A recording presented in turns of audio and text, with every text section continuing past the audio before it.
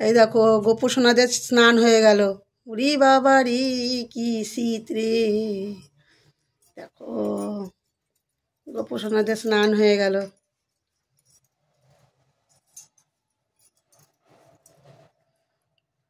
এই শীত করে গোপু, শীত কি করে বাবা?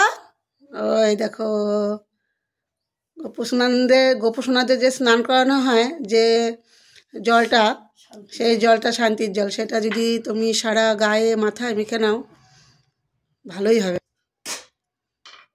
তোমরা যাদের বাড়িতে গোপু আছে, যে স্নান করাবা, জলটা চরণামৃত বলেও তোমরা খেতে পারো।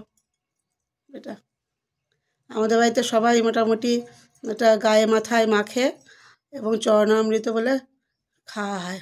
আজকে একটু ঠান্ডাই পড়েছে, তার জন্য সকাল সকাল গোপু সোনাদের দেখো একবারে সোয়েটার পরিয়ে দিল। ঝুনঝুনি টুনঝুনি সব নিয়ে একবারে বসেছে, ওদের আর হয় না।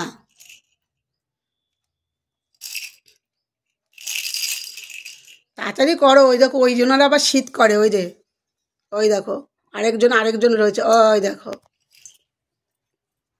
উরি বাবা রে, শীত যেন ওদিনই পড়েছে গো। কালকে একটু গরম ছিল বলে কালকে আর সোয়েটার পরে না, আজকে একটু শীত শীত। হ্যাঁ, একটু ঠান্ডা ঠান্ডা হাওয়া হচ্ছে। যার এই তো দোল হয়ে গেলে তারপরে আর পরানো করা যাবে না, তারপরে তো সব খুলে ফেলা হবে। আর আমাদের এখানে তো দোল তো বিশাল ব্যাপার, বিশাল দোল। কারণ আর কদিন পর থেকে পরিক্রমা আসবে, টানা 15 দিন একভাবে পরিক্রমা হবে। আমাদের এই নবদ্বীপের এখানে তো বাড়ি, আমাদের ঘরের সাথে চৈতন্য মঠ আছে। সব পরিক্রমার এখান থেকে আসবে। যে গোমাগর দিয়ে রাজাপুর জগন্নাথ দেবের মন্দির আছে, ওখান থেকে মায়াপুর দিয়ে, ওখান থেকে আমাদের এই রাস্তা দিয়ে সবাই যাবে। যত পরিক্রমা সব এখান থেকে সব যাবে। দেখো গোপুদের সব হয়ে গেল।